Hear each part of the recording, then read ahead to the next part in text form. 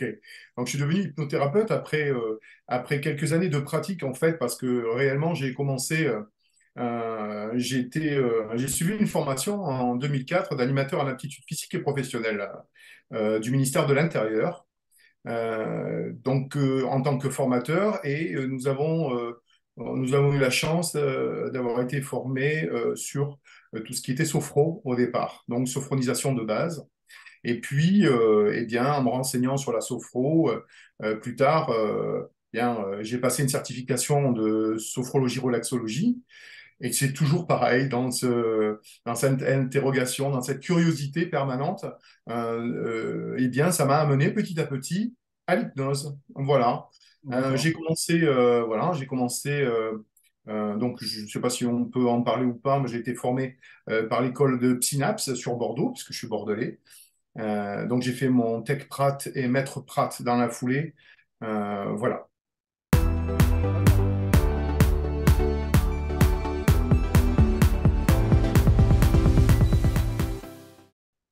Alors, j'y ai adhéré. Alors, tout d'abord, c'est un bon ami à moi, d'ailleurs, qui fait partie aujourd'hui des délégués, Bruno Chauvin, sur une formation, justement.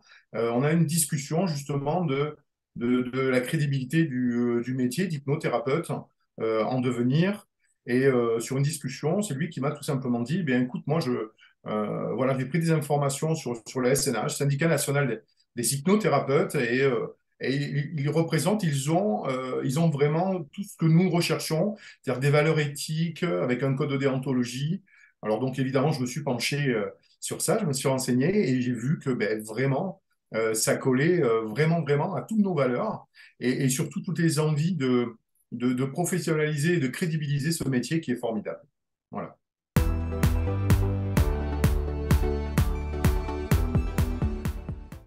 Alors, ma fonction au SNH, j'ai occupé au SNH la fonction, bon, tout d'abord, de délégué régional hein, de Nouvelle-Aquitaine. Et puis après, en 2019, je me suis proposé en tant que secrétaire général voilà, du syndicat national, voilà, jusqu'en 2022-2023. Voilà.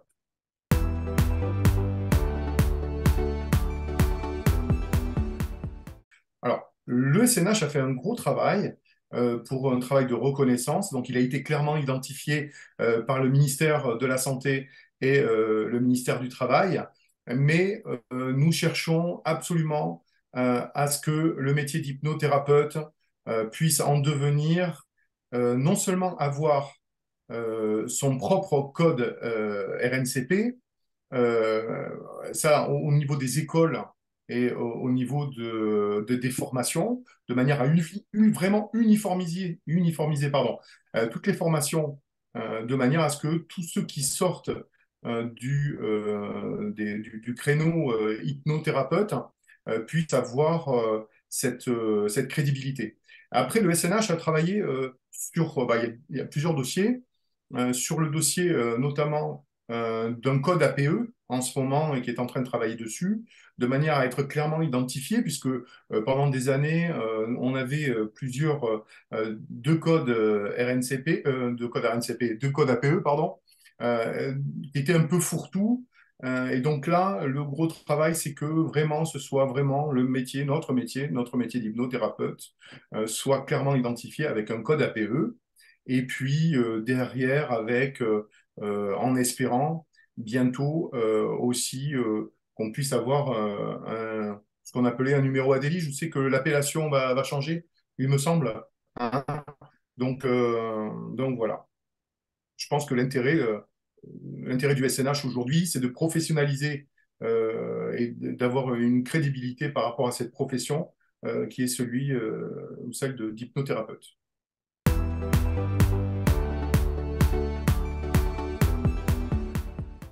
Ah bien, évidemment que tous les dossiers puissent avancer, que nous ayons des réponses et bien l'obtention du code APE, le fait que nous puissions avoir un peu plus d'entrée au niveau du ministère de la Santé, il y a quelque temps de ça justement par rapport à ce que nous avons fait comme action et soutien. Nous avons soutenu pendant le Covid, à cette période de tension du Covid. Nous avons reçu de manière totalement gratuite, hein, des, des, pardon, les infirmiers, infirmières, aides-soignants, tous ceux qui étaient sous tension, des pompiers aussi, et on a eu aussi des policiers et des gendarmes aussi, que nous avons suivis complètement gratuitement, et ce qui nous a permis, auprès du ministère de la Santé, ils ont eu des retours de nos actions qui a permis tout simplement de nous identifier le SNH en tant que représentant des professionnels, donc des hypnothérapeutes en France, clairement identifiés. Donc ça, c'est super mais d'avancer sur ce dossier-là, et puis de pouvoir, grâce à l'UNAPL, puisque nous sommes partie de l'UNAPL et de l'U2P, ces grandes structures qui vont nous accompagner tout au long de notre professionnalisation, d'avoir vraiment les deux pieds bien ancrés au ministère de la Santé, au ministère des Finances, j'allais dire, au ministère du Travail. Voilà.